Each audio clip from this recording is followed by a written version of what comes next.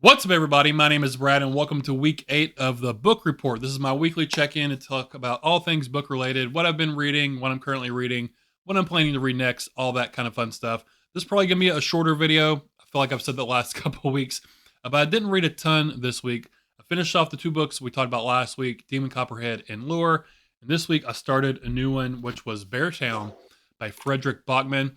I've heard lots of great things about this one, but for me personally, I didn't know how much I would enjoy it because it's mainly about hockey in this small little hockey town. I'm not really a big fan of hockey. I don't love it. I don't hate it. I'm kind of indifferent, which is kind of funny. I started reading it this week, and they had what is it, the four something championship, U.S. and Canada, and all that kind of stuff. I can't remember what it's called. That happened this week while I was reading that, so that was kind of funny. But I'm not, like I said, necessarily a big hockey fan at all. But back in the day, it's kind of sidetracked. Back in the day in Lexington here in Kentucky, we had a small, I don't know if they call them AAA like they do in baseball, but a smaller level hockey team called the Lexington Thoroughblades, playoff Thoroughbreds. And they were actually really fun to go to and watch in person. They don't exist anymore. I don't know if the team, if it just went out of business or if they moved, to a different state, changed names or whatever. But that was really fun. But other than that, I really don't have any hockey experience watching it or anything. But this is shockingly good. It's not just about hockey. Hockey is kind of the main focal point, but it's really about this town, Beartown. I keep picturing it like it's in Alaska, but I'm pretty sure it takes place in Sweden. I think it said that, and the money they use, I think they call them like, they made a bet at one point for like 100 kroner. Probably not pronounce that right instead of $100. I think it takes place in Sweden, but it's really about the people in this town. We're following a few kind of main characters, whether they're on the hockey team or kind of the GM of the hockey team or the GM's daughter, kind of things like that. But we're following all these people and how hockey kind of relates to them in some way, shape, or form, whether they're players, former players, family members of players, and how hockey itself really kind of shapes this town of Beartown. It's kind of like the beating heart at the center of Beartown. Now, people have been moving away. Jobs are getting lost and stuff, and really they have that one thing to grasp onto, which is hockey. And their junior team is in the playoffs for the hockey league. And so, if they win, great things might happen to Beartown, draw in some new sponsors, build a hockey high school, all that kind of stuff. So there's a lot riding on this game of hockey. For the junior team, they're all like 17-year-olds that are playing, 15, 16, 17 years old.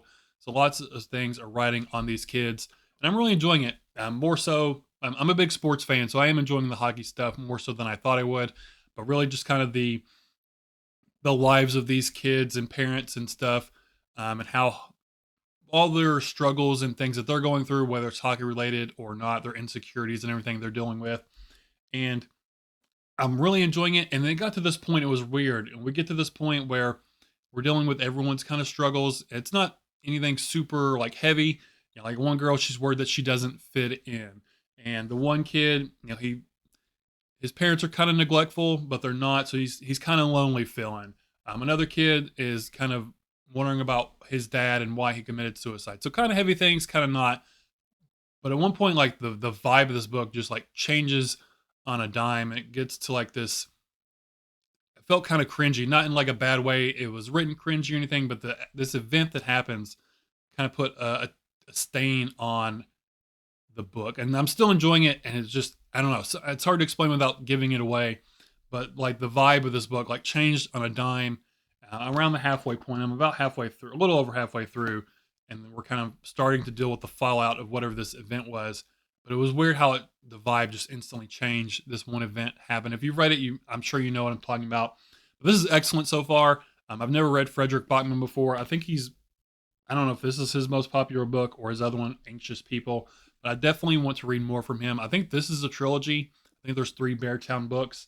I'm assuming they're all dealing with the same hockey players and people and stuff. We'll see. But Beartown, I'm really, really enjoying way more so than I thought I would, since I'm not a big hockey fan. If you're not a hockey fan and you're on the fence about this, I think you should still pick it up because it's a great kind of character study. The characters are great and everything. Beartown has been a lot of fun so far. I'm planning to finish that up this week. Like I said, I'm a little over halfway done. And then the only other thing I'm working on still, so I won't talk about it too much since I've harped on it the last couple of weeks, I'm still listening to Danse Macabre by Stephen King. I've got like 2.5 hours left or so. I'm in the horror fiction chapter here at the end of the book, and he's talking about these specific books and kind of going into depth about those. And I've been writing those books down. He's been mentioning a lot of other books, but the books he's going really into depth with, I've been writing down, making a list of. And I thought that might be a fun project. Once I've done the audiobook, to go back and read some of these books that he's talked in depth about. Some of them I've already read before, so they would be rereads, like The Haunting of Hill House.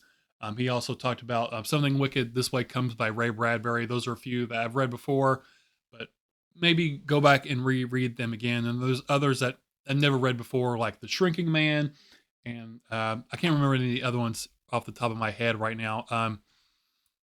Oh crap, what's it called? Not The Outsiders. Uh, Body Body Snatchers. It's a horror movie too that they changed it into. Invasion of the Body Snatchers is what I'm thinking of. Whatever that was originally called, that's the one I'm thinking of. So I think that'd be fun to make a little project out of. I'm sure there'll only be 10 or so books by the end of the chapter when I'm done, to go back and reread all those that he's been talking about. But Danse Macabre, I'm almost done with. Like I said, about 2.5 hours left or so. So should be finishing up that one this week as well. And then I mentioned these last week as well. These are going to be some of my next reads. I won't go into depth about them again, since I've, again, been talking about them a lot. Salvage the Bones by Jesmond Ward, and The Bluest Eye by Toni Morrison. I want to try to at least get one of these done for February, since it's Black History Month. So I've been reading those, or want to plan to read those. And then today we went to, GameStop, while we were waiting for a table to eat lunch.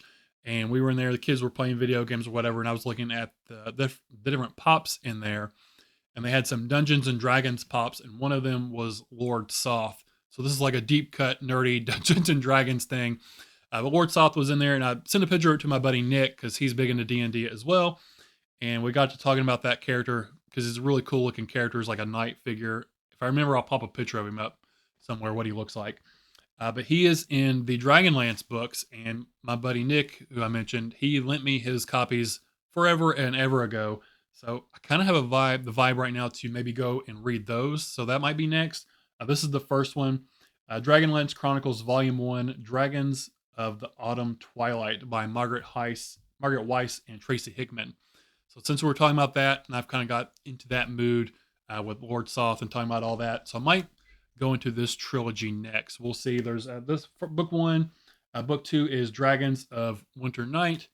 And book 3 of this trilogy, there's a bunch more, but this is the original trilogy. Dragons of Spring Dawning. Yeah, of Spring Dawning. All by the same authors.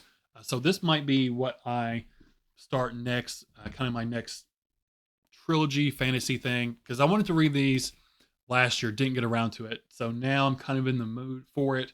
So I might be planning to read this sometime soon. The Dragonlance Chronicles, the original trilogy. I think that would be fun.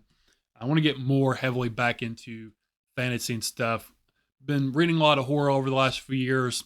Kind of a little burnt out on horror, wanting to read some other things. So that might be in the wheelhouse next up, sometime maybe in March or something like that. That's really all I have for you guys today. A shorter, sweeter video. You probably appreciate that. That's all I've got for you guys, like I said. So let me know what you're reading down in the comments below, or if you've read anything I've talked about, let me know what your thoughts about it were as well. And that's all I've got for you guys today. So thank you for hanging out with me. Appreciate you spending your time. Again, my name is Brad, and I'll talk to y'all later. Bye.